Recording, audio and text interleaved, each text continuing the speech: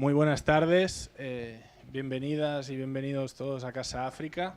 Un honor para nosotros tener hoy aquí una nueva conferencia del ciclo África es Noticia, que hoy ante el hecho de que teníamos a dos fotógrafos, dos fotoperiodistas, documentalistas de tanto nivel, decidimos traer a Fotobrick y fusionarnos hoy y hacer un evento conjunto. Porque también entendíamos que el tipo de público y de grupo que son los fotobriqueros, pues les podía encantar este proyecto que nos presentan hoy Pau y Edu.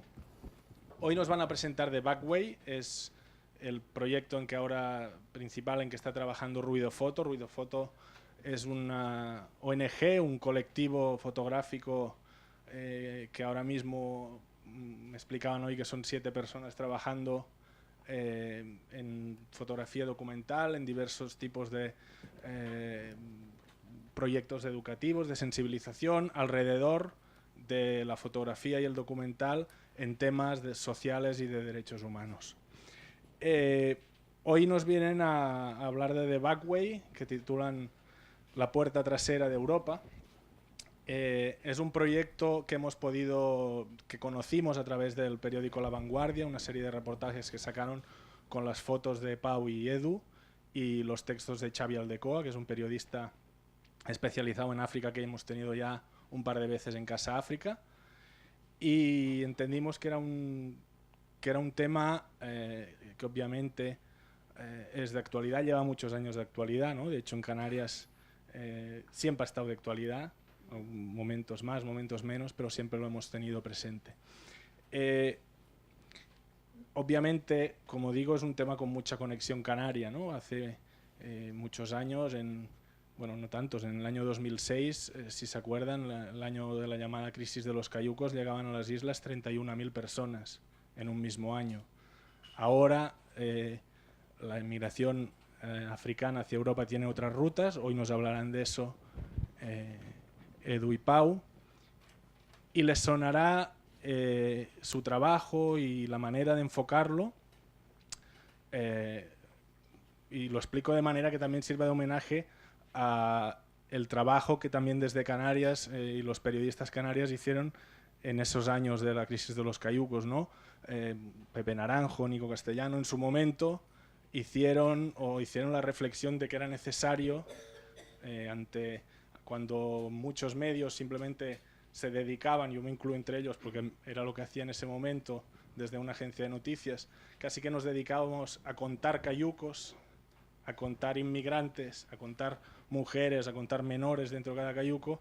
Ellos dijeron, oye, hay que ir a la otra orilla, hay que ir de dónde salen y preguntarse por qué salen, qué está pasando y quiénes son, ¿no? Porque al final hay que ponerles nombres y apellidos y hay que entender y empatizar un poco con toda esta situación. Decirles que hoy hablamos aquí de la migración africana hacia Europa, pero que dentro de un continente tan grande como el africano es solo un 20% de todo el movimiento migratorio que hay ahora mismo en África. A eso se le suma en este momento el contexto en el que estamos de crecimiento demográfico. La semana pasada, bueno, hace 2 semanas que tuvimos otra África es Noticia, les mostramos una videoinfografía sobre la agricultura en el continente africano, y hoy me gustaría mostrarles otra que tenemos hecha sobre el crecimiento demográfico en África, simplemente para que entiendan las grandes cifras en que nos movemos ahora de cómo está creciendo África y que nos permita entender cuál es el escenario futuro, ¿no?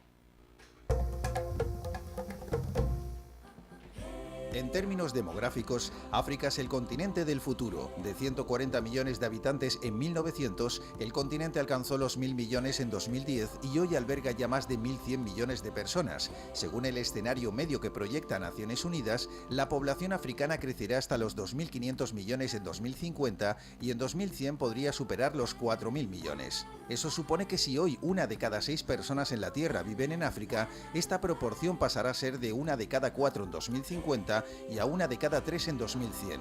Los motivos principales de este crecimiento son la progresiva reducción de la mortalidad y el mantenimiento de una alta natalidad en un contexto de constante desarrollo. África también es el continente de la juventud y el presente. Allí está la población más joven del mundo y la media de edad no llega a los 20 años.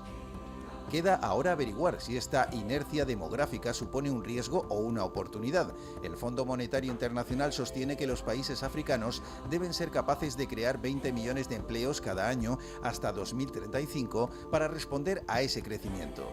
La educación y la sanidad, las infraestructuras, la energía, las nuevas tecnologías y la agricultura serán claves para determinar si este crecimiento demográfico puede ser una oportunidad para los africanos y para el resto del mundo.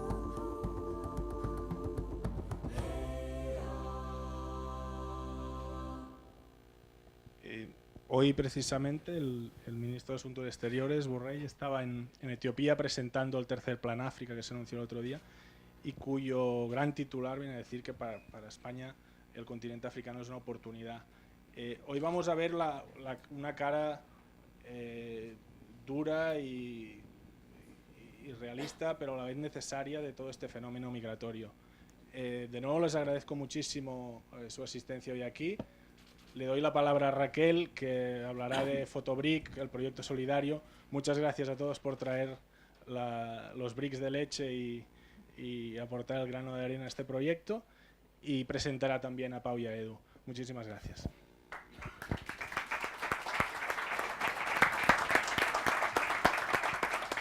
Bueno, buenas tardes a todos. Como bien ha dicho Joan, súper agradecidos de esta fusión que hemos hecho hoy, por invitarnos a formar parte del ciclo que él lleva de África es Noticia. Para nosotros es un privilegio estar en esta casa que desde hace ya unos cuantitos años pues sentimos como propia por la acogida que siempre nos dan con mucho cariño, que siempre venimos un poco a revolucionar un poquito el tema con tantos fotobriqueros. Y agradecer sobre todo a ustedes la presencia hoy aquí y la cantidad de leche que han traído. Es un proyecto que empezó de una manera muy humilde en 2011, parece mentira, pero llevamos ya 8 años recogiendo leche, que es entregada al Banco de Alimentos de Las Palmas, y durante estos 8 años que llevamos con este gesto tan simbólico, pues ya llevamos recaudados casi 10.000 litros de leche. Por lo tanto, que les pido un aplauso, pero para ustedes realmente, que son los que hacen posible que este proyecto se siga llevando a cabo. Es un proyecto que es incómodo también, dentro a nivel institucional, incluso dentro de mi propia casa, pues sé que incomoda bastante, pero eso creo que nos da más fuerza a todos nosotros como personas para seguir adelante y seguir tirando del carro. Desgraciadamente Canarias es una de las comunidades autónomas con mayor número de pobreza infantil. Cuando empezamos este proyecto en 2011, según un informe de UNICEF, la pobreza infantil estaba a un 29%. Hoy nos encontramos a un 41% de pobreza infantil en las islas. Por eso creo que hay que seguir realizando proyectos de este tipo y armando mucho ruido, como el colectivo de Ruido Foto, que nos acompaña hoy aquí, porque yo creo que es la única manera de que tomemos conciencia de la problemática tan grande que tenemos hoy a nivel social. Para ponernos en situación y presentar tanto a Paul como a Edu, pues que antes estábamos riéndonos porque nos confundíamos los nombres, pero bueno, es lo que hay. Decir un poco de Pau para introducirnos en su trayectoria profesional, que ha producido diferentes reportajes fotográficos y documentales en Nicaragua, Guatemala, México, Cuba, El Salvador, Argelia, Nepal y Europa, acumulando experiencia en cárceles de diferentes países, refugiados o situaciones de emergencia humanitaria.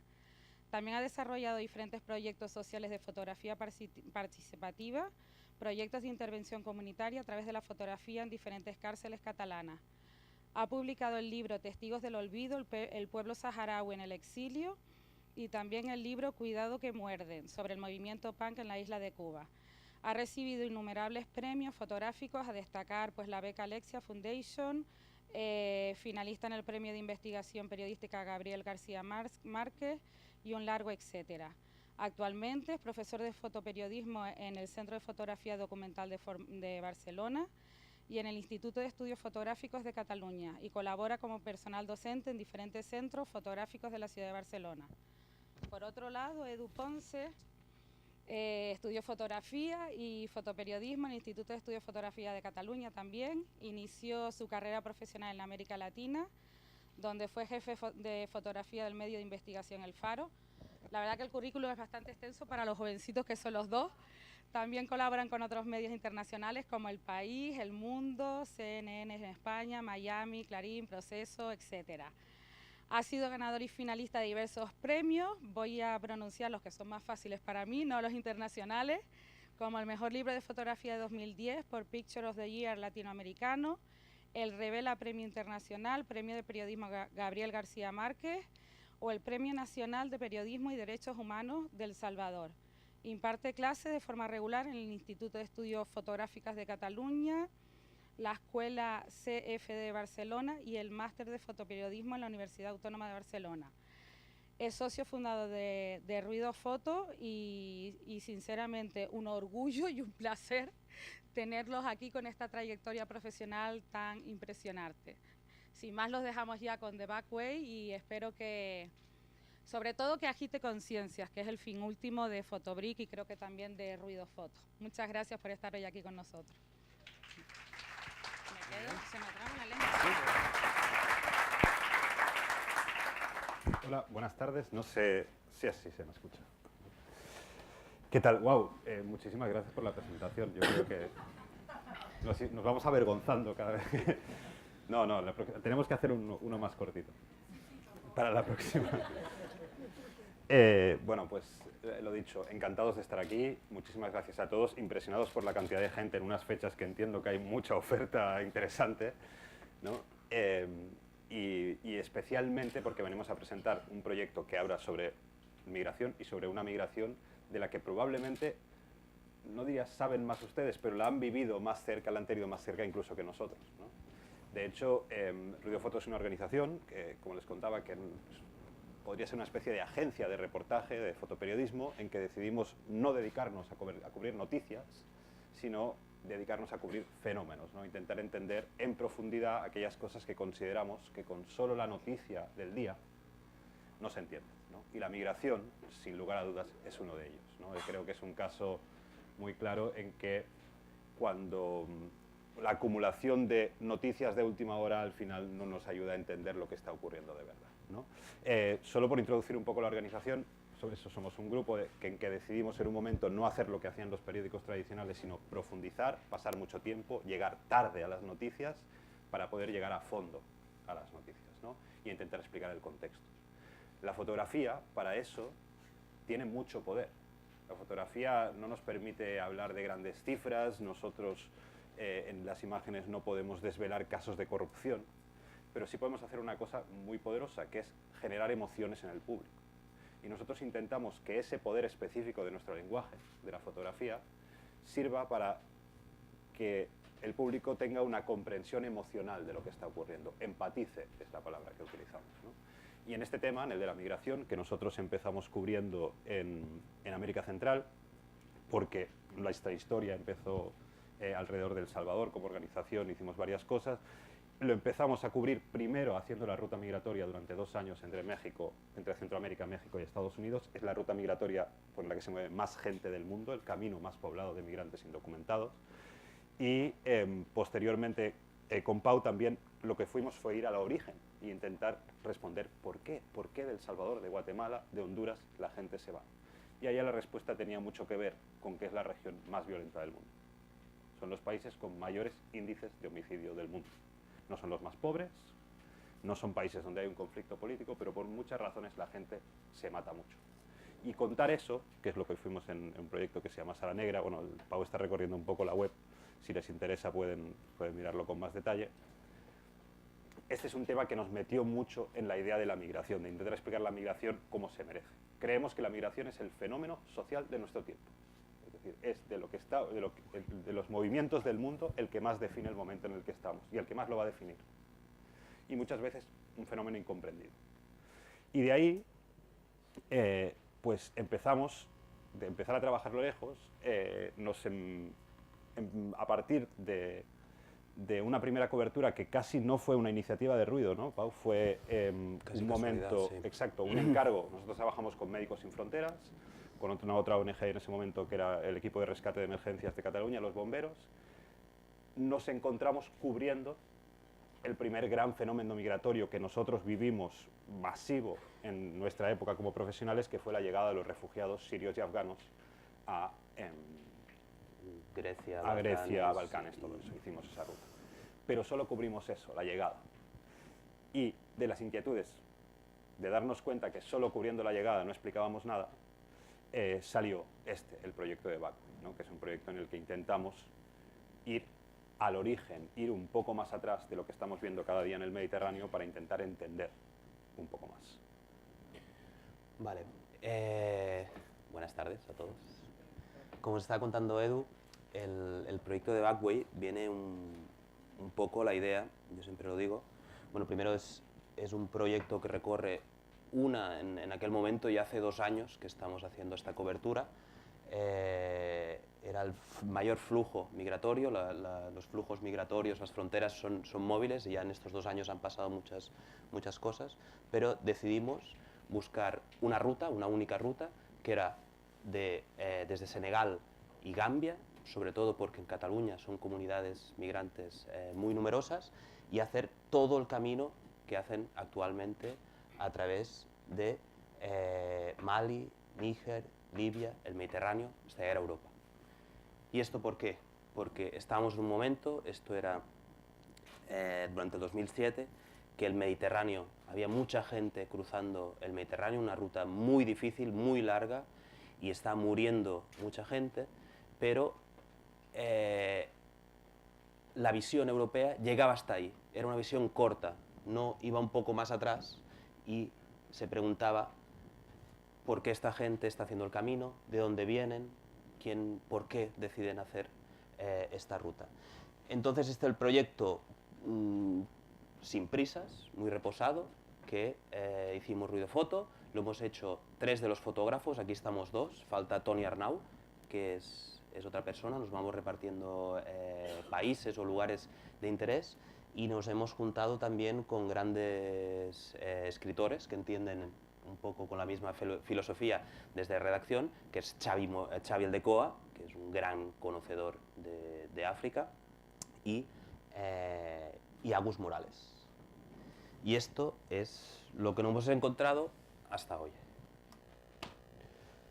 Vamos a hacer un poco un recorrido. Esto, claro, son una serie yo creo que ya van 12 reportajes publicados en La Vanguardia, unas exposiciones, lo vamos a ver al final, así que vamos a hacer un pequeño resumen, vamos a recorrer este camino en imágenes, ¿vale? La primera pregunta era ¿por qué y de dónde vienen? ¿No? La primera pregunta era por el origen. Y en ese momento decidimos pues, nos hemos acercado a 3 puntos de origen de esta ruta, 4, uno un poco particular, que son Gambia. En ese momento, en 2017, era el país que porcentualmente más migrantes expulsaba, digamos, para la ruta al Mediterráneo central. Era Senegal, por la grandísima tradición migratoria que tenía, y también luego Sierra Leona, como uno de los puntos donde el post-conflicto armado podía ser una motivación para migrar. Lo que intentamos fue ir, por ejemplo, a los lugares de dónde salen estos jóvenes, ¿no? Esto es Mamadou Jarju, que es su nombre, de una aldea muy perdida en Gambia, que se llama la aldea de Dugú, donde no hay electricidad, y que 2 de sus hijos habían hecho la ruta migratoria. Uno había llegado a Europa, el otro había desaparecido en Libia, ¿no?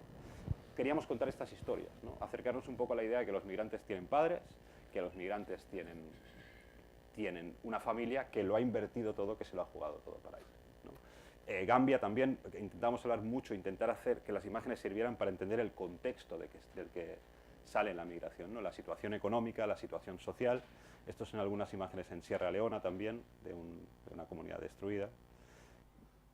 O intentar acercarnos a esa idea de lo que significa para un migrante salir, ¿no? Este es el momento de un reencuentro de un migrante que había retornado después de haber llegado hasta las puertas de Libia y, habiendo escuchado lo que ocurría, no tener el valor de volver, ¿no? Y realmente volvía de nuevo a Sierra Leona. Esta idea del del vínculo familiar, es algo que en esta ruta migratoria nos hemos dado cuenta que es clave, ¿no? Es clave para salir porque mucha gente está hipotecando a la familia o pidiéndole a la familia que se lo deje todo para migrar.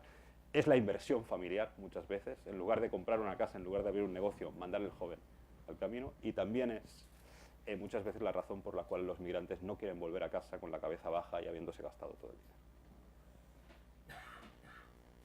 Esta es otra imagen, bueno, Sierra Leona también, en los vertederos. Este es otro caso, Fatimata, de una chica gambiana que perdió a uno de sus tíos en Libia, ¿no? El caso es muy común encontrar gente que simplemente no saben dónde están sus familiares, la mayoría desde que entraron a Libia, ¿no? Que hoy día es el gran punto negro de esta ruta migratoria. O en ese momento, era 2017, era un caso sorprendente, ¿no? Porque era alguien que había intentado cruzar hacia aquí, hacia Canarias, en una patera. Cuando había sido, se habían encontrado las autoridades, él había saltado al agua y había muerto, ¿no? Y los familiares se habían enterado por internet, por Facebook. Uno de los chicos que iba en esa patera les había informado del tema.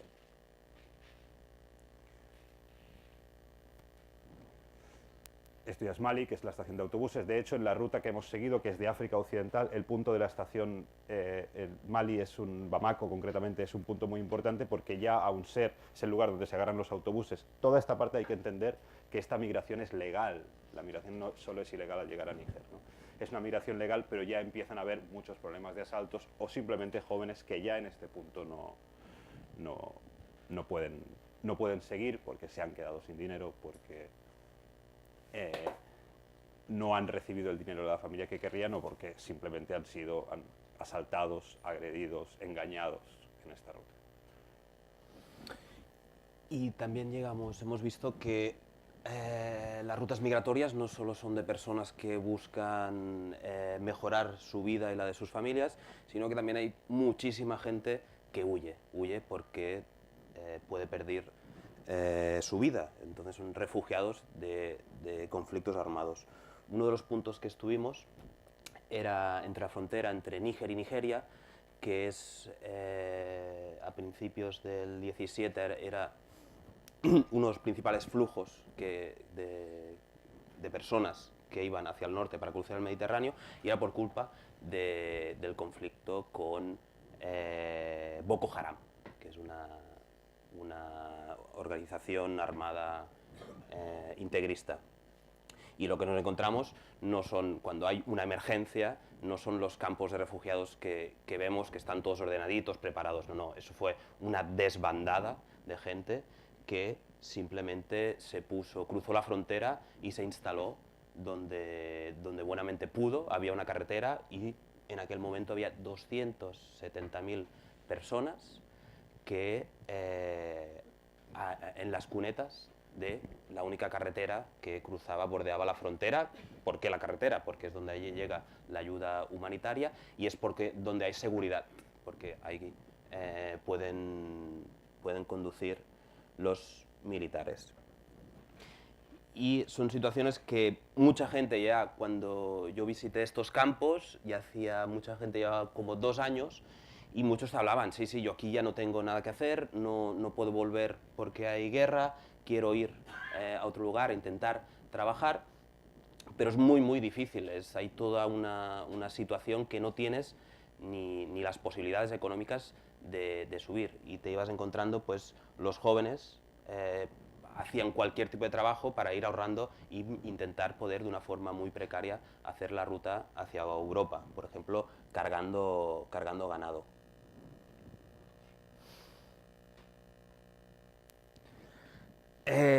Para entender un poco lo que es la violencia, os cuento de Boko Haram, os cuento el caso de Hassan. Hassan nos contaba su historia, como hace ya cerca de 2 años, en una aldea muy cerquita del campo de refugiados donde estaban, pues vino Boko Haram a reclamar a los jóvenes que se alistaran a su causa. No quisieron, un grupo de 8 jóvenes de entre 18 y 22 años, y una noche llegaron, los secuestraron a todos y los pusieron en medio de la plaza para que sirvieran de escarmiento a otras aldeas que no querían dejar sus jóvenes. El escarmiento era matarlos públicamente. Hassan se colocó, los colocaron en 2 filas, él estaba detrás de uno de sus mejores amigos y les dispararon. El hecho es de que el joven que tenía delante le volaron la cabeza, quedó completamente cubierto de sangre y se pensaban que la bala los había atravesado. Entonces él se hizo el muerto durante 2 horas y esto fue el hecho que le salvó la vida y nos lo podía contar al cabo de unos años. Todo esto estamos en Níger. Como os contaba Edu, África Occidental, África francófona, es de libre circulación hasta llegar a Níger. Níger es el primer país donde ya hay un convenio europeo donde hay un control migratorio, donde la migración se vuelve irregular, ilegal. Entonces esto hace que mucho más difícil el camino de los jóvenes que quieren, de las personas que quieren seguir migrando. ¿Por qué? Porque lo tienen que hacer por caminos más largos, por caminos mucho más caros y por caminos más peligrosos. Entonces es realmente donde nos hemos empezado a encontrar muertos en este camino. Sobre todo porque Níger es el país, la mitad del país es el desierto del Sáhara y tener que cruzar el Sáhara de forma clandestina es muy, muy peligroso. Lo que hacen los chicos es simplemente esta ciudad es Agadez, es una ruta, todas estas rutas migratorias siguen rutas históricas de comercio, son rutas ya hechas. Agadez es el último punto antes de cruzar el desierto hasta llegar a Libia, que entre esta ciudad y la primera, que es Saba, hay 2000 kilómetros de desierto. Los chicos lo que hacen es, se están escondidos, ya cuesta mucho más que te quieran contar su historia o verlos, tienen que viajar con traficantes, sí o sí, y esperan el momento para poder cruzar de una forma muy, muy precaria. O sea, cruzan el desierto 2000 kilómetros amontonados en pick-ups, entre 24 y 30 personas, durante unos 3 días de viaje donde no paran. Entonces, Yo solo me permito interrumpirte, Pau, la foto anterior. sí, Creo que un detalle importante. No sé si ven los palos que llevan estos chicos. Esos palos están ahí porque hay tanta gente dentro del pick-up que hay mucho riesgo de caer. Entonces, colocarse palos verticales es algo que les impide en el traqueteo del coche irse para afuera. Son los propios sistemas de seguridad que se han montado para ir en ese pick-up. vale, y bueno, simplemente según la Organización Internacional para las Migraciones te dice que las cifras de muertos no se pueden saber. 2000 kilómetros de desierto, cuando no es una ruta controlada, se te estropea el carro y el coche y ya está. Y no hay nada más que hacer. Entonces no hay un control de estos desplazamientos y nadie, absolutamente nadie, sabe cuánta gente ha muerto en el desierto. Dicen que más o menos las mismas cifras que en el Mediterráneo, que son, depende del año, entre 3.000, 1.500 estos últimos años, dicen que o las mismas o el doble, pero que no se sabe. Tanto no se sabe que incluso las cifras del Mediterráneo que tenemos hay que entender que son datos constatados de personas que se sabe que estaban ahí, han desaparecido o han muerto, y por lo tanto se pueden imaginar que este es el mínimo, ¿no? Es la cifra de la que partimos, y por supuesto en el desierto es una incógnita absoluta, ¿no? De hecho, cuando la OIM dio este dato, que era la misma cantidad de gente, teníamos 2 dudas, es decir, ¿esto es dar un dato bajísimo o es intentar dar un dato alto para amedrentar a la gente que viaja? No tenemos ninguna información, no sabemos nada de nada. Historias de gente que cuenta que vio cuerpos, que vio un coche abandonado, unos cadáveres, esqueletos, absolutamente nada. Y de hecho esto es hasta donde pudimos llegar, y es la imagen del fracaso un poco de nuestro proyecto, del fracaso del periodismo en este sentido, no solo el nuestro, porque lo que viene después de esto es lo peor, lo más terrible de esta ruta migratoria, el auténtico agujero negro, que es Libia. Y a Libia es un punto clave para esta cobertura, para nuestra ruta. No hemos podido entrar, no hemos podido ir ni a hacer fotografías, ni a hacer reportajes de texto. Desde que empezó este proyecto a principios del 2017, todas las solicitudes que hemos hecho nosotros y otros periodistas para conseguir un visado en Libia han sido rechazadas. Y incluso tenemos algún compañero con mucha experiencia en ese país que incluso así ha intentado entrar al país y ha sido identificado y expulsado del país inmediatamente. Hay periodistas en Libia, por supuesto que los hay periodistas libios que trabajan o suministran, en nuestro caso imágenes a agencias, bajo unas ciertas condiciones. Periodistas extranjeros independientes no hemos podido entrar. ¿Qué sabemos de Libia? Lo que nos cuentan, pues ahora mismo probablemente la más potente herramienta de información de la migración, que son los WhatsApps, los Facebooks, los mensajes que se mandan los propios migrantes. Esto es una fotografía que corre en los teléfonos móviles de los migrantes, ¿no? Son fotografías de torturas que se realizan a los migrantes que son secuestrados en Libia, ¿vale? Y son fotografías que evidentemente no podemos garantizar su veracidad, porque al final puede ser cualquier cosa, ¿no? Pero que, bueno, pues que están ahí, que en muchos casos sí han sido documentadas correctamente, y es digamos, las gotas de sangre que están saliendo de Libia. Tengo unos datos solo para ilustrar hasta qué punto, de qué estamos hablando, de qué país estamos hablando, ¿no? Libia, en una recopilación de datos que hicimos de este país el año pasado para una exposición, hay 3, en algunos casos 4 ejércitos, 4 estados que se disputan el territorio de Libia. Hay 1,3 millones de personas que necesitan ayuda humanitaria urgente según Naciones Unidas. Hay 226.000 desplazados internos por la violencia.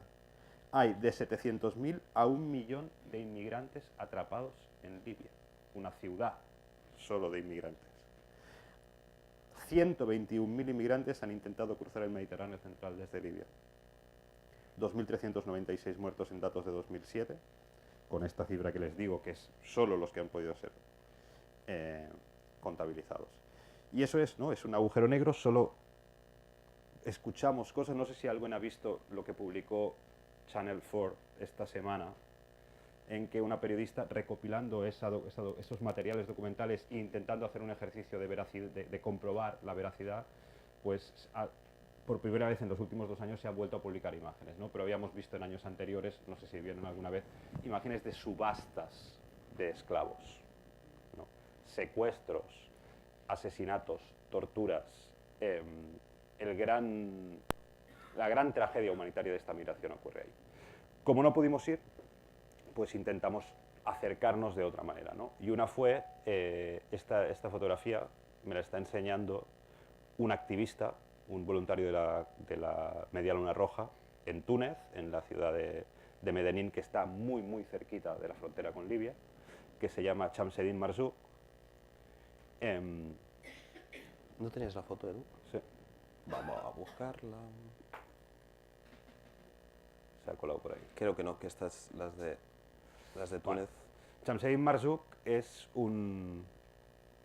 Yo creo que la puedes buscar en La Vanguardia. ¿En La Vanguardia? Se nos ha faltado una foto, pero seguro que la va a encontrar el Pau. Les quiero contar la historia de él, porque en un mundo de historias terribles, Shamseddin ha sido como un punto de luz maravilloso, ¿no? La historia es que él es un ex pescador que tuvo que jubilarse porque tiene una herida en la pierna, y vive en un pueblo donde desde hace unos ciertos años han empezado a llegar cadáveres y cadáveres a la costa, porque como está tocando con la frontera de Libia, todos esos barcos que intentan salir y se hunden, los cadáveres van llegando poco a poco a las costas, los ven los pescadores, incluso las barcas vacías, ¿no? Van llegando a su costa.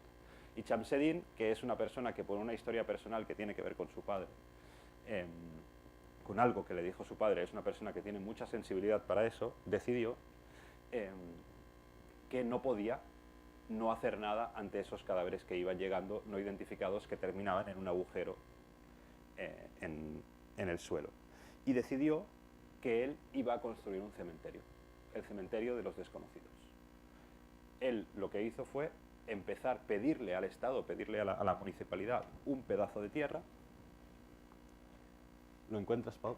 No, sí, lo encuentro, pero internet ahora se me ha puesto rebelde. Bueno, cuando lo tengamos se lo enseño. Creo que sí, está bien ver la fotografía del lugar, sobre todo porque también ver lo precario, ¿no? Él solo, cada vez que llega un migrante a las costas, él va con su furgoneta, que ya no puede usar para su familia porque huele a cadáver, va con su furgoneta, acompaña al médico forense, lo acompaña para hacer la autopsia. Cuando finalmente se ve que es una persona no identificada y que probablemente es un migrante, le entregan el cuerpo a él y él lo lleva a este pedazo de tierra, que es el cementerio de los desconocidos, le hace una ceremonia de entierro. Bueno, este es el lugar. Y lo entierra. Eso es el cementerio de los desconocidos. Hay 400 personas enterradas. Si se ponen a contar, van a ver que los bultos que hay son muchos menos, porque ha tenido que hacer pisos, porque con el terreno que tenía no le daba, entonces ha enterrado personas en distintos niveles. No hay nombres ni hay lápidas, porque de todos, salvo una persona que hay en este cementerio, no se conoce el nombre, ¿no? Incluso hay una supuesta madre con su hijo que están enterrados juntos, y solo una de las mujeres que hay enterradas ahí sí se sabe el nombre, porque justo llegó el barco que había sido detenida por las patrullas marítimas tunecinas, justo llegó al mismo momento que llegó el cadáver, y los propios chicos que iban en ese barco reconocieron a la mujer y pudieron dar el nombre, ¿no? Shamseddin le ha tocado la migración de esa manera y decidió que, pues en un fenómeno donde ni a los vivos se los trata con dignidad, ¿no?, pues él iba a tratar con dignidad.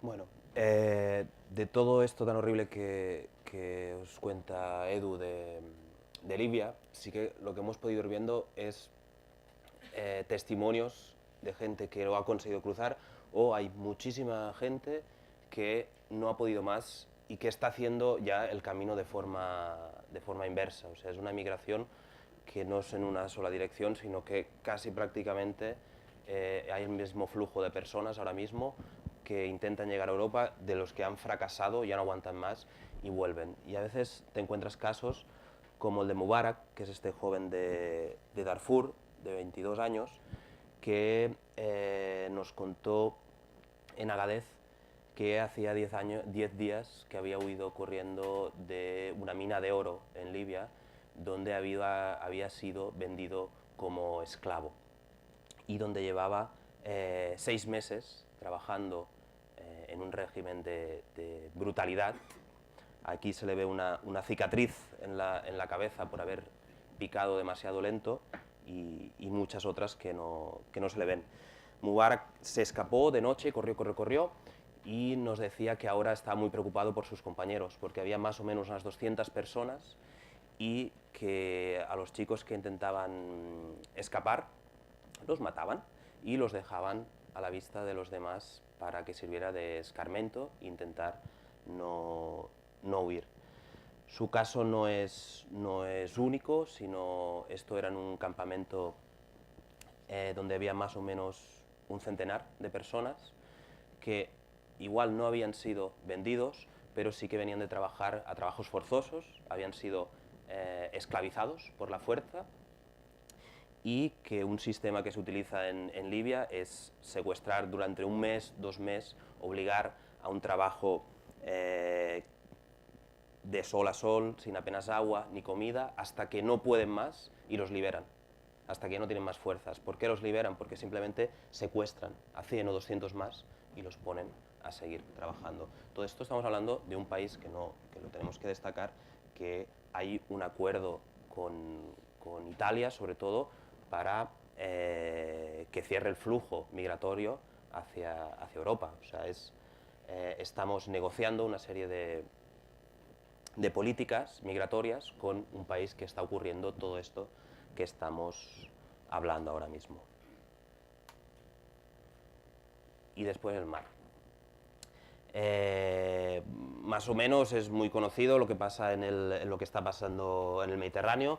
Ahora mismo está prácticamente cerrada la ruta del Mediterráneo central, que es la ruta muy peligrosa, ¿vale? Este año han habido más muertes en las costas españolas, pero porque ha habido muchísima más flujo, porque Libia, a partir de este trato con Italia, se ha cerrado, ya no dejan salir barcas.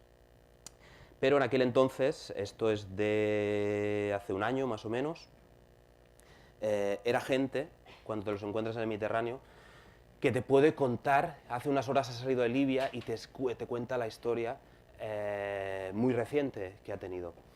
Esta embarcación que yo colaboré con la organización Open Arms tenía la característica, eran unos 400 eritreos en este barco de pescadores y había muchas mujeres, 69. Esto es inusual, es una ruta que es tan peligrosa, ya es conocida, que por Libia no van muy pocas mujeres porque son más vulnerables, solo aquellas que vienen muy obligadas por el contexto en que huyen, se atreven a cruzar. Pues bueno, las historias de las mujeres antes me lo preguntaba un compañero periodista, a mí es lo que me partió por la mitad ya en esta historia del todo. ¿Por qué? Nos contaban simplemente que habían estado todos, estas 400 personas, entre 3 y 7 meses secuestrados en Libia, todos venían enfermos, con desnutrición, habían muerto varios compañeros suyos, y nos contaban que los torturaban para forzar un pago a sus familias, para poder salir, y que lo hacían pues sobre todo a través de vídeos que les grababan, como los que vemos, o incluso les ponían la familia al oído mientras les golpeaban. Bueno, pues las mujeres nos contaban que por el día torturaban a los hombres y por la noche les dejaban de recompensa a las mujeres. Entonces, pues había varias embarazadas, todas, absolutamente todas las subsaharianas habían sido forzadas, y lo que ocurrió es que llegaran al barco, vieron por primera vez que estaban a salvo, que habían salido de esto, y en varios casos colapsaban y se desmayaban, y estaban sin poder hablar, sin poder moverse, sin poder comer, totalmente rotas. Y esto es justo ya el día que amaneció y que este barco llegó a las costas italianas.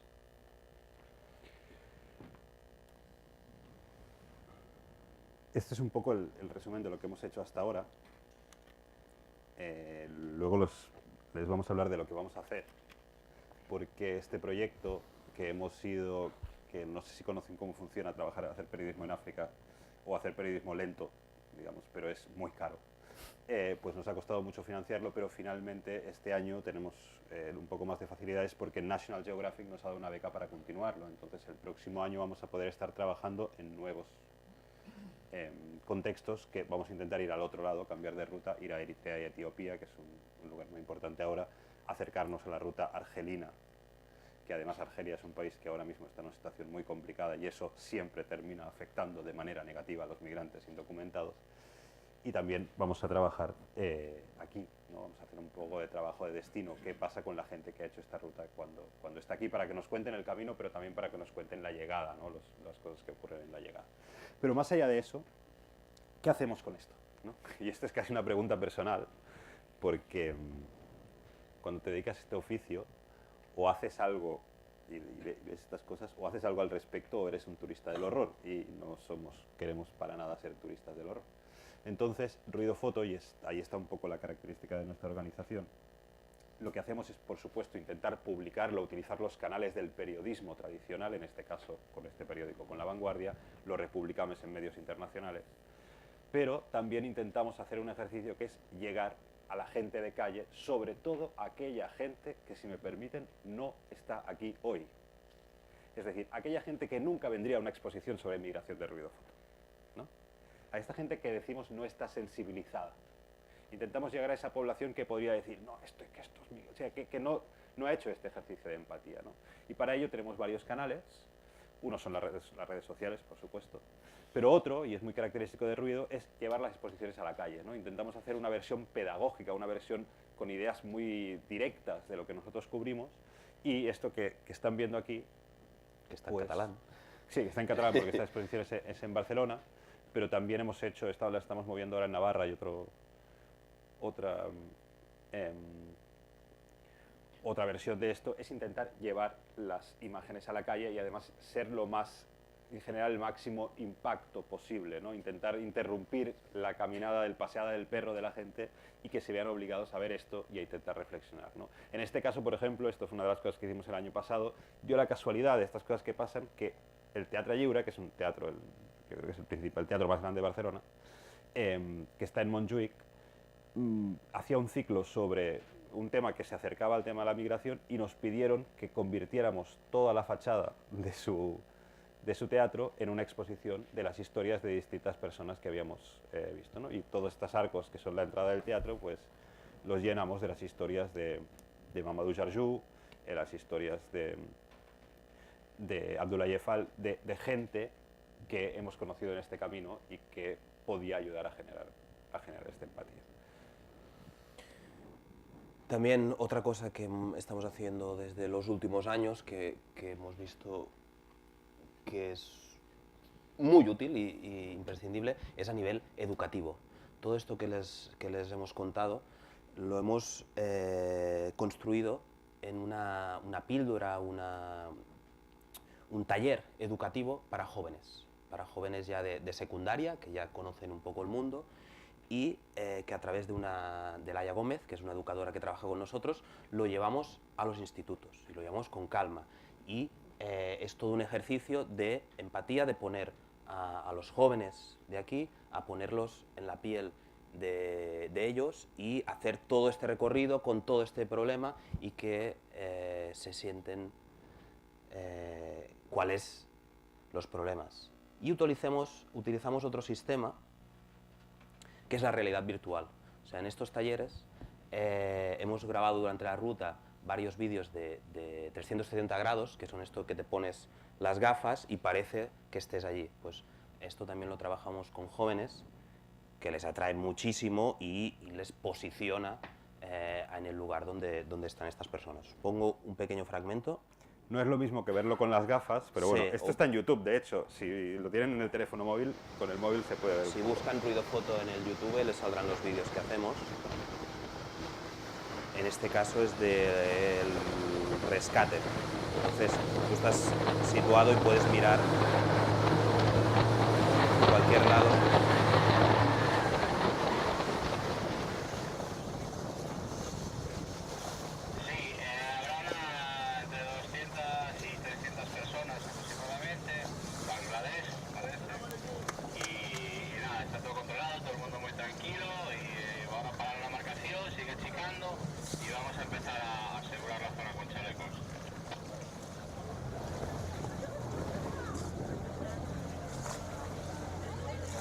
Diferentes escenas de rescate, pues puedes estar como ahí puesto. Es una sensación mucho más inmersiva si ya os decimos, con las gafas y... ¡Yepa! Este trozo sí que lo quiero poner.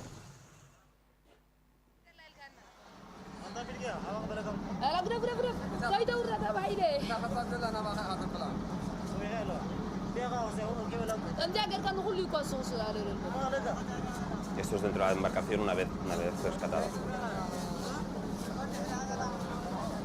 Y el que está grabando es el chico. Claro, que la cámara la tiene él. La tiene este y nos va enseñando todo el barco.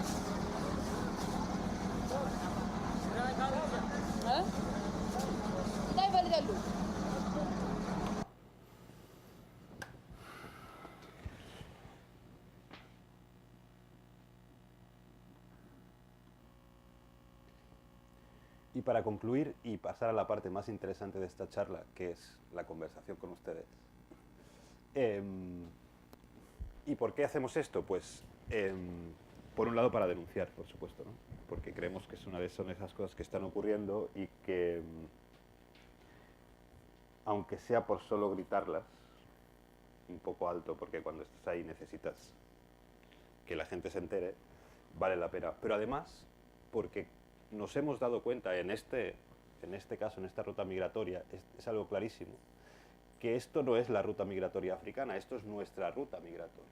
Es decir, muchas de las cosas que han visto aquí, el Pablo contaba antes con el caso de Níger, es cómo nosotros estamos condicionando esta ruta migratoria, ¿no? El caso de Níger es un país que controla la migración de la manera que la controla, porque la Unión Europea ha decidido invertir dinero, pagar, formar, antes lo estábamos hablando. Es decir, Libia, la decisión de convertir a Libia en el freno de la migración es una decisión que estamos tomando nosotros, nuestros representantes políticos, ¿no? Nos queda un poco lejos, son decisiones que se toman más en Europa que en Las Palmas o en Madrid, ¿no?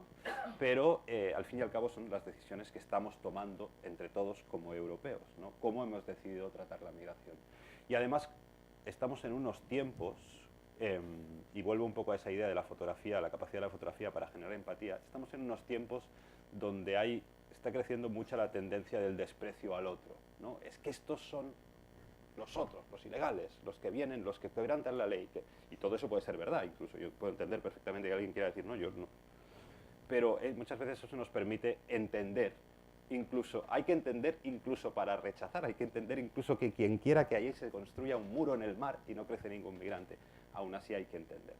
Nosotros hemos estado ahí, hemos entendido, lo hemos llorado un poco, diría, lo hemos pasado un poco mal, y creemos que lo que está ocurriendo aquí es una crisis humanitaria. Sinceramente creemos que el hecho de que sea una crisis humanitaria pone el control migratorio en segundo lugar. Eso es lo que creemos, desde los valores del periodismo que nosotros entendemos, y sobre todo creemos que si no entendemos, si no nos intentamos profundizar y acercarnos a este fenómeno migratorio, simplemente no podemos vivir en el mundo que nos viene por delante. Porque nosotros ya estuvimos en la migración centroamericana en México, hemos estado en esto no va a parar.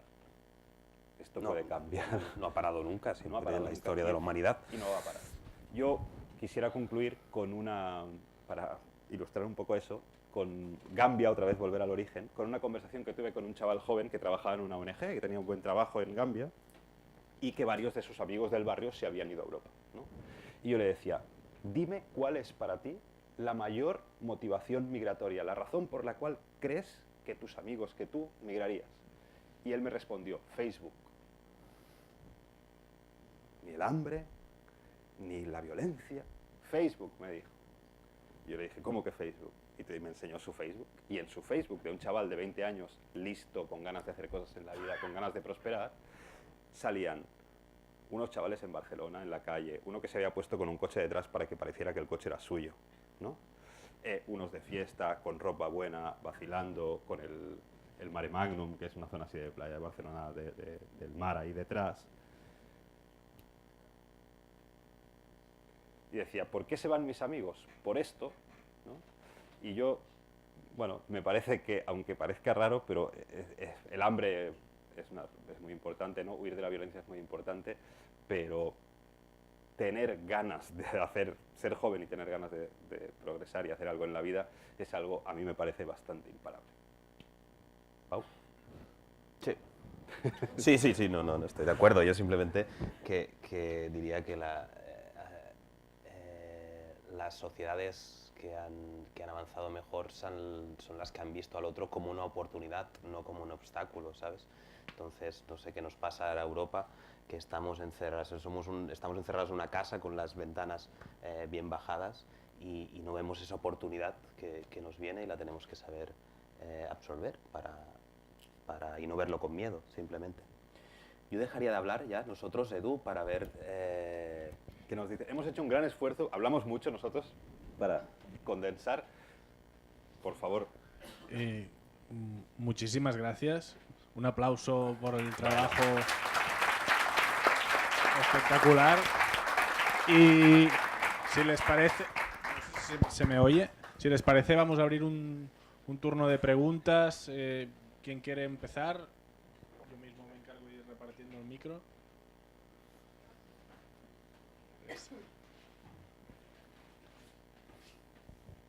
Hola.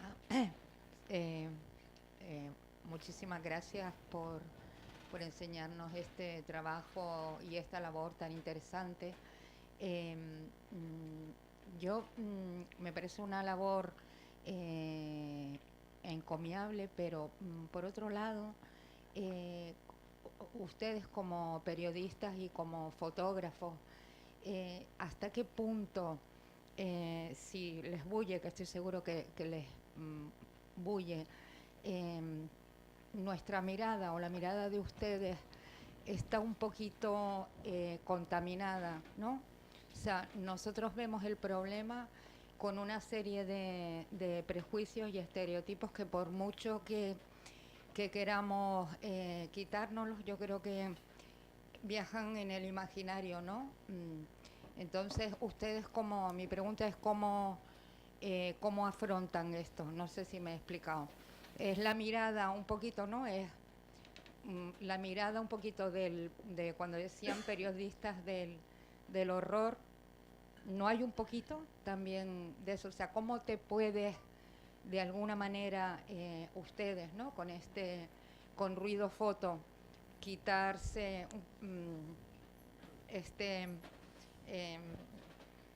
no sé si me explico. El estereotipo o la mirada distante. Decir, hasta qué punto nuestra mirada es esa mirada realmente que el problema está necesitando. Cuando decían que no podían trabajar en Libia porque a nivel periodístico es imposible contactar, no hay, o con otros países, no hay también esa mirada desde el propio país periodistas locales, que pudiera completar la labor que hacen. Gracias. Sí, por supuesto. O sea, lo intentamos hacer lo mejor que podemos. No somos unos grandes especialistas en África. Empezamos ahora, porque llevamos 2 años y algo, y no somos especialistas. Y lo intentamos hacer lo mejor que podemos en el sentido de que es necesario estar, compartir mucho rato, conocer más, o sea, estar para ver para comprender para hablar, hay para contarlo. Es un poco la filosofía. Y nos gustaría hacerlo mucho mejor, pero sí que intentamos hacerlo desde una honestidad brutal, veracidad también, de intentar ser una mirada honesta y muy cercana a las personas. O sea, nosotros yo no hago una foto a nadie que no quiera hacerla. Me refiero a esto, que no voy a un lugar, hago la foto y me voy. Yo comparto un rato y aguanto todo el rato que puedo para poder entender a la gente y después intentar transmitirlo con las imágenes. Sí que es verdad que estamos aquí, que estos son viajes de 10, 15 días, habremos para estas fotos, yo creo que son 9, 10 viajes que hemos hecho, pero es eso. Respecto a si te referías al hecho de que la información venga de periodistas locales africanos y no de un grupo de blanquitos españoles que van a ir a hacer las fotos, este colonialismo del periodismo, totalmente es cierto, no hay ninguna duda. O sea, lo estamos haciendo desde la mirada de nosotros. Y aún así nos parece interesante porque, por ejemplo, en el caso de Libia, puede salir información de periodistas libios, sí, pero el nivel de exigencia metodológica que nosotros tenemos para que una información sea válida no me la pueden dar. Entre otras cosas porque bajo el yugo que se encuentran de grupos, voy a decir políticos, que son militares, no se puede hacer periodismo de verdad. Nosotros creemos que hacerlo nosotros aporta la posibilidad de que alguien trabaje con un rigor metodológico periodístico y que ojalá eso complemente un mogollón de trabajo que desde otra perspectiva, o también desde el periodismo, porque en Senegal hay periodistas buenísimos, ¿no?, que también cubren este tema, o en Níger tenemos compañeros que lo hacen muy bien. ¿Estamos condicionados? ¿Es periodismo desde el destino hablando de la migración? Sí. Pero aún así creemos que es válido. Sí, y ojalá que los medios publicaran más historias de allá, pero es que también hay un silencio mediático sobre nuestros vecinos del sur, que es del rollo, bueno, pues al final cogemos nosotros y vamos para allá, para hacerlo, porque no cuesta mucho republicar en medios españoles autores Periodistas periodistas africanos. Bueno, mucho no, imposible.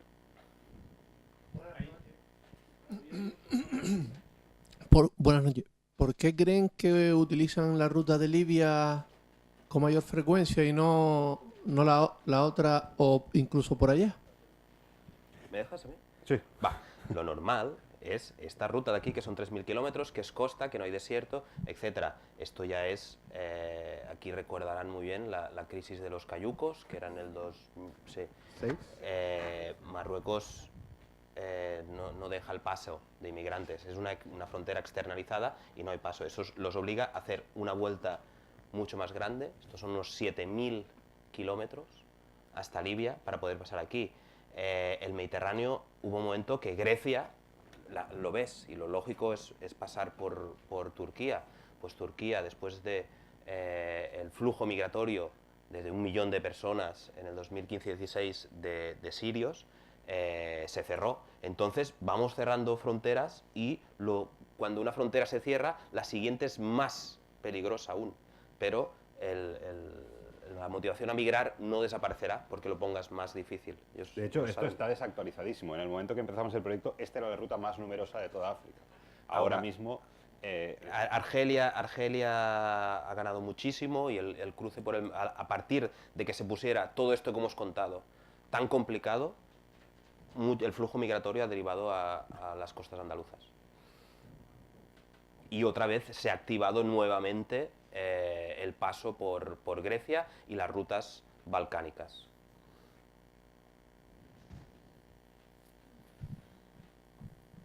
Yo...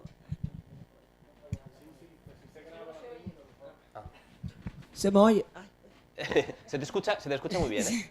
Mira, yo quería no hablar de la ruta porque entiendo que la ruta por sí es ¿no? Si se cierra una, tiene que abrir otra, ¿no? Tiene que haber una salida para ello. Yo la foto, me impactó mucho la foto que es donde ustedes dijeron, aquí ya nosotros quedamos atrás porque entraron en el desierto, ¿no? Y viajan solos, ¿no? La foto, esta. Y yo me pregunté, son 3 días en el desierto sin parar. Tienen un coche detrás de ellos con agua, con gasolina. Entonces, ¿cómo es posible tanta gente en un pick-up con el agua? Es que parece una salida casi imposible, ¿no? Es realmente muy complejo. Yo no quiero ir al tema personal porque a mí me da una angustia solamente pensarlo, ¿no? Pero, ¿cómo lo hacen sin agua, sin gasolina? Son 3 días. No, van solos, no van en convoys, sí que los convoys salen, pero después van solos, sí que llevan agua y gasolina para hacer este cruce. Y yo quiero hacer una reflexión aquí, que los que hacen este cruce son traficantes ahora, pero antes estarán rutas de personas normales y rutas comerciales, y te tengo que decir que los hombres del desierto es la cosa más dura que he visto en mi vida. O sea, tienen un nivel de supervivencia extremo y son... o sea, están muy bien adaptados al medio. Es algo que nos parece a nosotros increíble, pero que ellos, con gran admiración, la verdad, saben sobrevivir a esto. No, y me supongo que también el empuje para poder llegar, ¿no? Para tener un futuro mejor o lo que les espera al otro lado, pero es que lo veo y me impacta. Que es duro. Por allí había...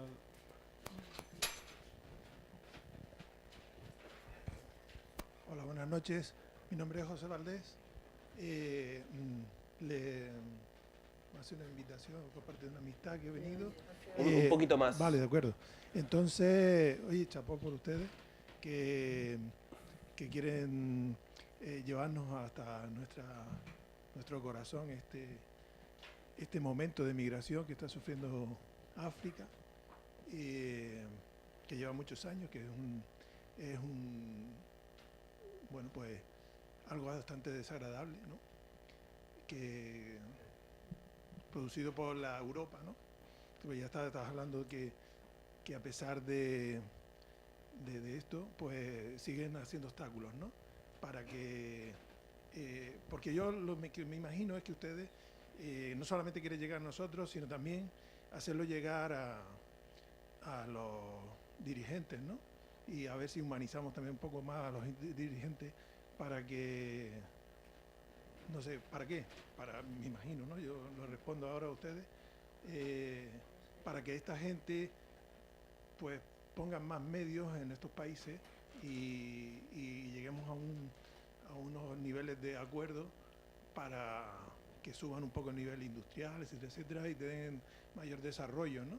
Social y no lleguen a un capitalismo tan duro en el que solamente unas familias son las que manejan todo el poder y el dinero, y esa ambición le lleva a esto, ¿no? A este escalofriante. Me imagino que ustedes eso es lo que pretenden, ¿no? O me gustaría que eso fuera la pretensión. La pregunta es la vocación, lo que pretendemos que ocurra con nuestro trabajo. Sí, mira, porque vi que tu pregunta iba un poco por ahí, nosotros, no, si nos preguntas, oye, ¿qué habría que hacer? ¿No? Vosotros criticáis a las autoridades, a las políticas migratorias, ¿qué habría que hacer? Ni idea. O sea, podemos decir cosas, o sea, valores que creemos que se deberían imponer, pero nosotros no hacemos políticas públicas. Hay algunas cosas que vemos en este camino que nos damos cuenta que no tienen ningún sentido que se hagan, o algunas cosas que se están decidiendo desde despachos y evidentemente en terreno no tienen ningún sentido. Hombre, claro que nos gustaría sobre todo que cambiara el criterio, ¿no? Que cambiaran la posición de valor de las cosas, ¿no? Y vivimos en un mundo, en el caso de la migración, por ejemplo, yo creo que en la situación en Italia concretamente es muy clara, la migración se está convirtiendo en una herramienta, y aquí también, en una herramienta de campaña política, ¿no?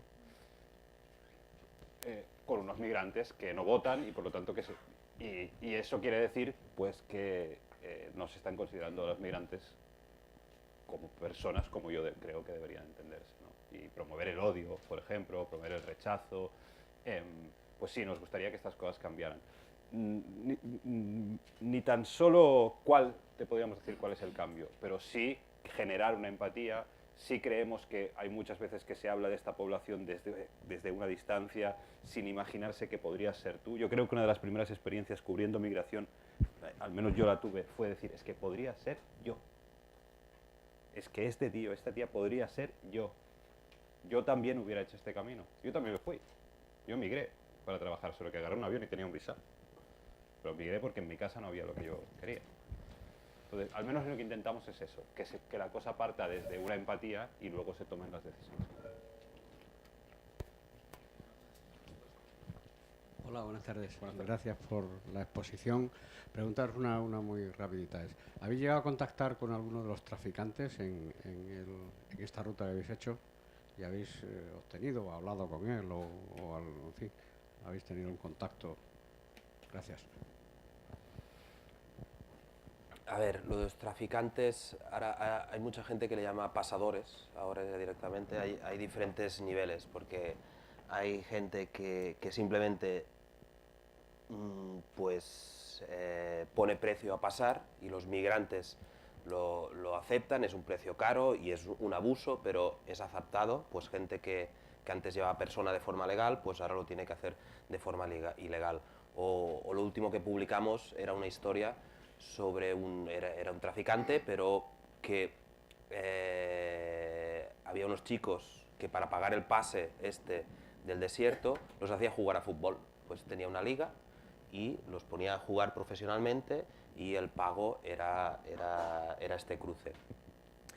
Y después hay otro nivel de tráfico de personas y de trata de personas, que es sobre todo lo que pasa en Libia, que son traficantes que secuestran y hasta que no hay un pago hay toda una extorsión y una tortura hasta soltar.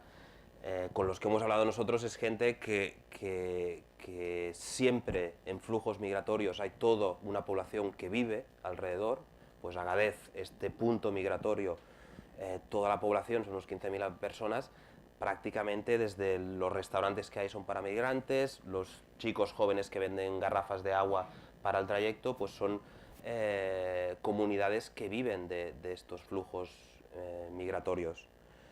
Entonces te encuentras gente que eran trabajadores de migrantes que ahora se han puesto a ser traficantes porque la situación lo ha dado y ellos han aprovechado. Sí, creo que lo que está claro es que hay una gran diferencia entre el traficante de Agadez, que antes era un transportista, O un taxista en Grecia, ¿sabes? o un taxista en Grecia que estaba llevando, y grupos paramilitares que están operando en Libia. Te ponen una barca y que te ponen a cruzar el mar sin tan solo gasolina para poder llegar a tierra. De hecho hay una foto de un traficante, no la hemos traído, pero... Por ahí. Sí. Gracias por vuestras imágenes. Digo gracias por decir algo, porque contar eso sin imágenes es muy difícil de creer. Los seres humanos somos muy incrédulos cuando no vemos las cosas y a veces no queremos ver. Y no hay peor cosa que exhibirte la realidad y que la niegues para hacer falso tú mismo. A mí me ha llamado la atención que en todo vuestro reportaje, sobre todo en Níger, no hayáis tocado el tema de los menores, por ejemplo, que es lo que a mí personalmente me preocupa. Me preocupa por dos razones. Decíais antes que estas personas resisten lo irresistible y tiene una explicación. Hay una selección natural. El que no es capaz de aguantar 2 días sin beber no se aventura a pasar el desierto. Y si alguien es capaz de pasar 2 o 3 días sin beber, es un superdotado, física, intelectual y moralmente. Y eso es uno de las rapiñas más grandes que se producen en África. Las personas físicamente mejor dotadas, creo que intelectualmente mejor dotadas, se están muriendo en el desierto, en el Mediterráneo, y están llegando a Europa. Y hablando de mafias, creo que una de las cuestiones que debemos plantearnos es un reportaje sobre los repatriados. La desvergüenza europea de permitirse el lujo de repatriar a alguien que ha atravesado el desierto y tener como la cara dura de decir que no vale nada. Os agradezco vuestra labor. Creo que el impacto va creciendo y también sé que es muy difícil convencer a los europeos y al mundo enriquecido que se descolonice, que no crea que el destino del mundo depende de ellos, dependen de estos, porque las migraciones teóricamente han sido el motor del mundo. Mi pregunta es, ¿habéis visto alguna diferencia entre el fenómeno migratorio en América y en África? ¿Qué coincidencias tenéis y qué diferencias grandes tenéis? Gracias. Wow. Claro, estamos hablando de dos cosas en las que participan, pues yo qué sé, centroamericanos, mexicanos intentando entrar a Estados Unidos. Hay unos 800.000 cada año. Entonces, entre 800.000 personas y todas esas rutas es complicado poner una unidad. Pero viendo los fenómenos desde lejos, creo que hay algunas similitudes muy claras. La primera es la que hablaba al principio, es decir, el tema, yo creo que en este recorrido, en distintos lugares, pero hemos podido ver la misma mezcla que hay estamos hablando, cuando decimos América, estamos hablando de Centroamérica, México y Estados Unidos, no Sudamérica, ¿vale?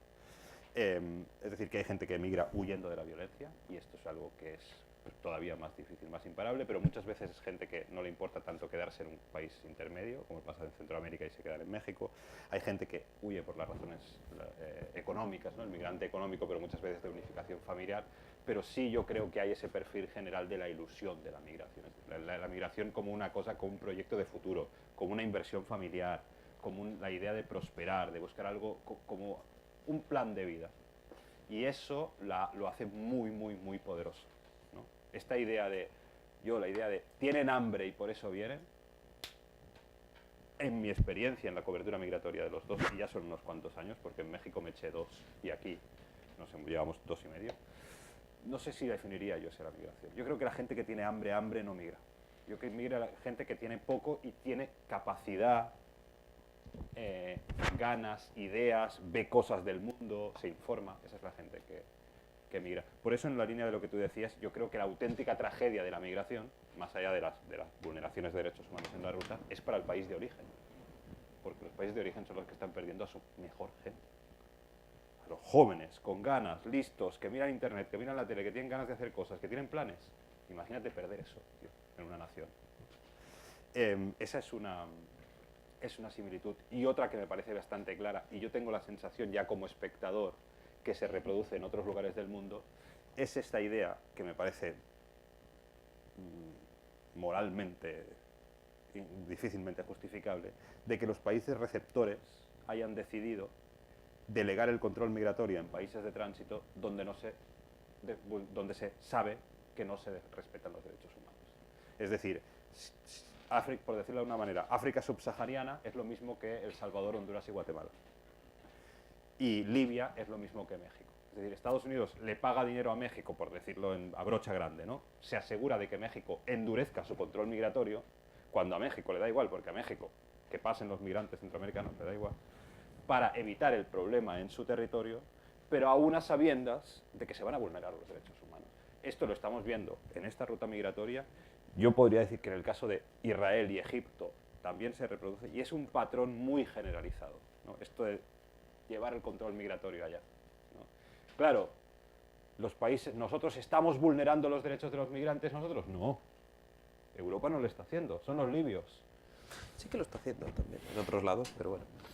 Creo que ese es un patrón que sí, que se asemeja mucho en estas que son dos de las grandes rutas migratorias del mundo. ¿He respondido a tu pregunta? Sí. Lo primero, daros las gracias, me ha parecido muy interesante. Y bueno, son 2 preguntas seguidas. Una es si habéis tenido algún contacto con algún miembro de la OIM en Níger. Sí. Y bueno, me imagino que estéis al tanto de las políticas de la OIM de repatriación y a los supuestos traficantes de personas.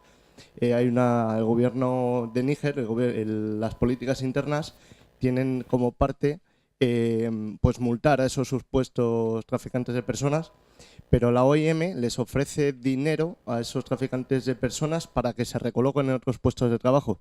¿Cómo de efectivo es en terreno eso? Wow, sí, siempre que vamos a un lugar, pues la OIM es una fuente oficial, incluso nos deja entrar en sus campos. A mí la primera vez que viajé a Níger me sorprendió muchísimo que eran campos, o sea, albergues de ayuda a los migrantes, donde te dan protección, donde te dan comida, etc., solamente para aquellos que hagan la ruta de vuelta a su casa. O sea, los que suben para Europa no los atienden. Y digo, yo al principio era como en otras rutas migratorias, por ejemplo esta, hay un montón de albergues que ayudan a los migrantes centroamericanos en México para que sigan su camino. Pues aquí no. Ellos te lo argumentaban diciendo de no, es que nosotros no podemos fomentar la migración hacia Europa porque Libia y el Mediterráneo es tan peligroso que no podemos empujar a esta gente, no los podemos ayudar a que hagan su camino de forma más segura. Entonces es como un gran shock para mí que estoy viendo a esa gente, esas personas que están haciendo un esfuerzo muy peligroso y que no se les ayude, sino que se les criminaliza porque son ilegales, pues me parece un locurote. La otra pregunta que has hecho... sobre específicamente los traficantes de personas, la recolocación de los puestos de trabajo que les promete la OIM a cambio de dejarlo. En Agadez se te quejaba mucho que era muy burocrático, no lo preguntamos, sobre todo las 2 o 3 conversaciones y los traficantes pues te enseñan documentación conforme querían abrir restaurantes y tal, pero en aquel momento aún era muy, no sé cómo ha avanzado, pero en aquel momento burocráticamente se quejaban de que iba lento, de que no sé qué, pero sí que es verdad eso, o sea, a mí me enseñaron los documentos conforme se estaba intentando, claro, todo ese flujo migratorio que vive regiones enteras, si le quitas la migración, afectas a mucha gente local, pues la OIM intentaba trabajar también con personal local que no fueran migrantes. Me parece lógico. Ahora me has acordado con esto, venía de la pregunta de antes, no está dentro de las fotografías que hemos enseñado, pero la fotografía que está en el brick de leche, en el cartel promocional, es la fotografía de un hombre que se llama Abdoulaye, que él sí es un caso de una persona deportada que aceptó un programa de la OIM para volver a Senegal, en este caso, él está en Tiaroy, en un municipio cerca de Dakar, para montar un negocio de gallinas, bueno, digamos, para tener gallinas, y él combina eso, exacto. Y él es la generación del 2006. ¿no? Lo que pasa es que él terminó cruzando con un neopreno, nadando. Pero llegó, volvió, y este que sí que es un caso de un deportado que sí lo eligió y además está haciendo un trabajo de información muy importante con los jóvenes de ahí. Y en ese caso individual, que no generalizo para nada, para él sí ha sido una posibilidad, en un momento en que dijo, ya no quiero estar en España, volverse, aceptar este programa, tener un pequeño negocio con el que empezar en Dakar. Yo por eso te voy a criticar un poquito más a la OIM, sobre todo porque hace 3 semanas vengo de la frontera, de otra ruta, de otro tema, que es la frontera de Croacia con los Balcanes. Ahí es una frontera cerrada, es una frontera cerrada por la fuerza, que se está deportando de forma caliente, que es totalmente ilegal en Europa, y la OIM tiene los campos en los Balcanes para que aguanten allí, y la verdad es que los tienen en unas condiciones deplorables, muy deplorables, con muy poca asistencia médica, en Bosnia sobre todo, que es donde hay ahora un flujo en invierno fuerte, la asistencia médica horrible, alimentaria, teniendo familias, he visto familias en febrero dentro de un campo de OIM durmiendo a la intemperie, y yo ya no sé cómo esta gente trabaja, en serio. Entonces, es una organización, habrá programas buenos para migración, pero hay muchos que es de control migratorio. Sí. Bueno, esto está clarísimo, es decir, es una herramienta de control. Hay una mezcla ahí bien perniciosa entre apoyo al migrante y control migratorio. Y sobre todo habiéndolo vivido en otra ruta migratoria donde los albergues y el apoyo al migrante lo está haciendo en general la Iglesia Católica, que es en México, que podrías decir, a saber, y donde ves esa diferencia clarísima. Es decir, que lo que se hace es albergues, apoyo en la denuncia, asistencia en salud, es decir, no hay ningún cuestionamiento sobre si la gente sube o baja. ¿Sabes? Aquí lo que estamos es... Y aquí yo creo que la OIM en nuestra experiencia está jugando en ese espacio entre no, nosotros ayudamos, pero siempre que el resultado sea que la gente vaya para abajo. Hacemos la última aquí. Va, respondemos rápido. Muchas gracias. Os admiro. Ser unas personas que se involucran en ese sentido me parece estupendo. Y yo como mujer me ha tocado mucho la fibra de ver esas fotografías de mujeres deshechas cuando han contado la historia del esfuerzo que han tenido los hombres, pero las mujeres también tener ese interés y ese ímpetu de salir de sus países también tiene que ser bastante desastroso desde el corazón, porque en las fotografías se ven cómo llegan y cómo están, y quería saber si después de lo que han contado sobre las torturas que han tenido esas señoras que han venido de Libia, tienen aquí un seguimiento psicológico, porque han sido doblemente torturadas, porque han sido forzadas. Entonces, ¿cómo es el seguimiento cuando llegan aquí en España? No puedo profundizar. Yo sé que sí que hay centros que acogen y que trabajan psicológicamente, porque ese es el daño, sobre todo. Hay daño físico, pero es daño psicológico. Y también me sé de si no puedes demostrar cuando llegas a Europa después de todo esto que provienes de un país en conflicto donde tu vida corre peligro, pues eres deportada de vuelta para atrás a tu país en pocas semanas. Entonces... Esas mujeres al volver a sus países de origen embarazadas, ¿ahí cómo son recibidas? Imagino que embarazadas no. O sea, cuando yo en el barco de rescate una mujer se puso a punto de parir, y ahí sí que se activaron todas las alarmas de rescate. La acogieron en Malta, que es un país que hace muchos años que no acoge inmigrantes, entonces ahí sí que estaba. Como no te podemos contestar, pero lo sabemos esto, es parte del trabajo que vamos a hacer a partir de ahora. O sea, vamos a intentar no quedarnos solo hasta que los migrantes ponen el primer pie en Europa o en España, y uno de los reportajes que tenemos los próximos meses es intentar ver justamente esto, qué pasa cuando después de este viaje, si la integración es buena, si no, cómo es este proceso. Pues muchas gracias. A ustedes. Vamos a hacer una más ahí detrás. 2 y ya 2, ¿eh? Hola. Cuando hablan del control del migrante, ¿no deberíamos hablar de la subvención que hace Europa para que países como Turquía y Libia se encargue del problema y no sepamos cómo terminan esos inmigrantes ahí? Esos migrantes.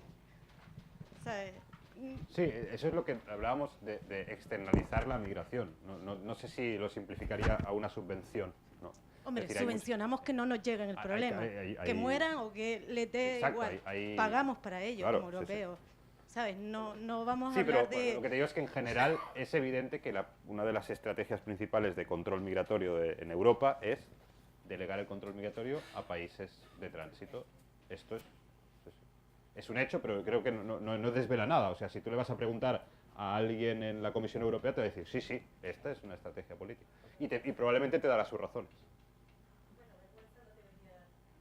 A nosotros, desde nuestra experiencia, nos parece que o sea, puedes tener todas las razones del mundo, pero la vulneración salvaje y sistemática de los derechos humanos es algo que no se puede tolerar, tengas la razón que tengas. Pero estoy seguro que tienen su razón. Y hay un montón de gente que lo apoya desde la calle. Eso también hay que tenerlo en cuenta. Hola, felicitarles por el proyecto. Y 2 cuestiones. La primera, ¿cómo vive el proyecto? ¿De qué financiación vive? ¿El gobierno lo apoya? ¿Alguna institución o se autofinancia? Y la otra cuestión, ¿con qué, digamos, os quedáis más? ¿Con el trabajo como fotoperiodista o con el resultado como una especie de ONG que da a conocer toda esta barbarie? Yo la primera, tú la segunda. Vale, va. No me acuerdo. Te dejo la divertida, yo me iba a preguntar por los números.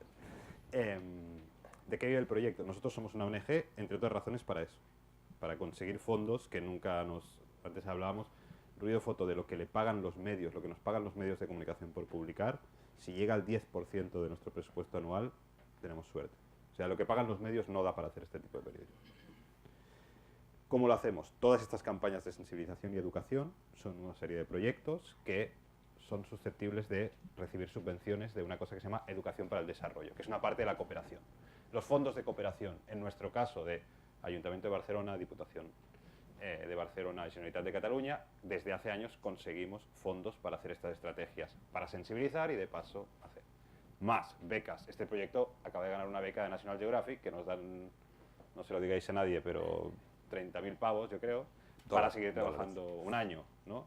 Premios. Es decir, buscamos vías alternativas para poder hacer el tipo de periodismo que queremos. Y todo eso sumado hace que lleguemos al final. Sí, con los años hemos buscado un formato, o sea, las coberturas periodísticas es algo carísimo, que antes sí que se hacía, los medios encargaban estas cosas, y con los años, ya llevamos 15 años, Ruido Foto. Entonces hemos aprendido esto, a diversificar, a hacer las cosas con tiempo y a buscar cómo financiar, poder contar estas historias, que es bien difícil, es un trabajo. ¿Cuál era la segunda parte de la pregunta, perdona? Era otra pregunta diferente. Que al final, ¿con qué os quedáis más? ¿Con el trabajo fotoperiodístico o con la parte de ONG en sí de denunciar toda esta barbarie? Yo creo que es lo mismo, no sé dónde está la diferencia. En serio, nosotros hacemos fotos para...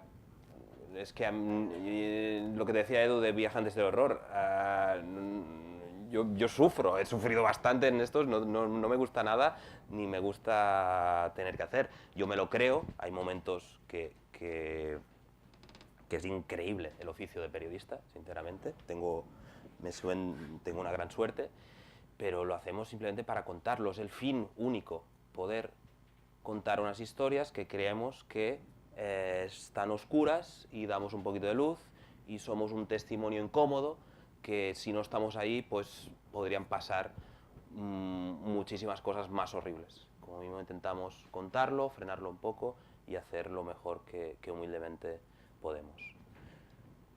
Ahora, si la pregunta se concreta a ¿qué nos divierte más? ¿Estar en Agadez haciendo fotos de pickups o en Barcelona haciendo justificaciones de subvenciones? La respuesta es muy clara. ¿Te la doy? Oye. Un breve y cerramos. Perdona. Ay, qué rollo. De vuestra experiencia allí, ¿no? Viendo la gente que están emigrando, si podríamos enfocar, o pienso, no sé, a lo mejor utópico, que cuando llegan, que lo podemos preparar para volver a su país con algo, con una profesión, no que sea te doy dinero para que abra una granja de gallinas, pero que le damos formación, que lo recibimos con la idea de formarlo para que puedan volver si quieren volver, o que pueden volver a su país y ayudar a su país a crecer, pero no sé si ustedes han sentido eso en los emigrantes que salen de su tierra, que van, si pudieran tener esa oportunidad, que no es simplemente trabajar en recogiendo fresa en Huelva y mandar algo a mi madre mensualmente o lo que sea, pero darle una profesión para que puedan prosperar, ayudar al volver a su país y estar con su familia, ¿no? Porque yo creo que todo el empuje viene un poco de allí, ¿no? La familia, ¿no? No sé, La pregunta es si hemos conocido migrantes que quieren volver. Sí. La mayoría. Y estudiar también muchos. Estudiar aquí Sí, para sí. volver a casa y poder... Sobre todo en lugares que se huyen, en lugares de conflictos, hay muchos jóvenes que lo que quieren es, quiero aprovechar este tiempo para poder formarme mejor y volver. Esto, y en serio, es que eso preguntaba yo si sentían eso, sí. Si esto se palpaba no que es que la opinión de la gente es que piensen que van a venir para instalarse para siempre, vivir del cuento y Hay mucha gente que también se quiere instalar para siempre, ¿eh? No, eso te digo yo, vivir del cuento, nadie. No, pero digamos entre comillas, ¿no? Porque los típicos comentarios son, bajan del barco con un móvil, ¿no? Que yo no entiendo, yo diría, aunque bajen con un móvil, me da igual con que bajen, pero yo me puedo ni imaginar la travesía, ¿no? Me acerco mi mente y yo no sé cómo ustedes están aquí, es que no entiendo lo que, no sé si me expreso bien, que creo que sea muy difícil volver una vez que estás ahí. Vale, cierro un poquito. Vale, no, espera. Quería solamente acabar con una cosa, ¿vale? Que hemos enseñado una ruta migratoria, una huida, es una historia trágica, pero que no se queden con esta imagen de África, ¿vale? África es un lugar muy grande, donde pasan cosas muy buenas, donde la gente se quiere, donde la gente construye, donde no es esto es una historia que queremos denunciar, pero que no sé qué nos pasa. Muchas veces en Europa solo se habla de los africanos cuando se matan entre ellos, y esto es un error. Entonces, que sabemos esto, y yo queremos agradecer también, que no lo hemos hecho al principio, a Casa África por invitarnos a poder hacer esta charla y estar aquí con ustedes. Bueno, y si me dejas yo añadir que los que hayan venido por primera vez, que piensen que esto es la excepción. No estamos siempre hablando de estas cosas negativas, sino que lo que tratamos precisamente en Casa África es mostrar todas esas Áfricas que no se ven nunca. Pero esta también era necesario poder tenerla hoy aquí. Y nada, felicitaros de nuevo y muchas gracias por el trabajo que hacéis y enhorabuena.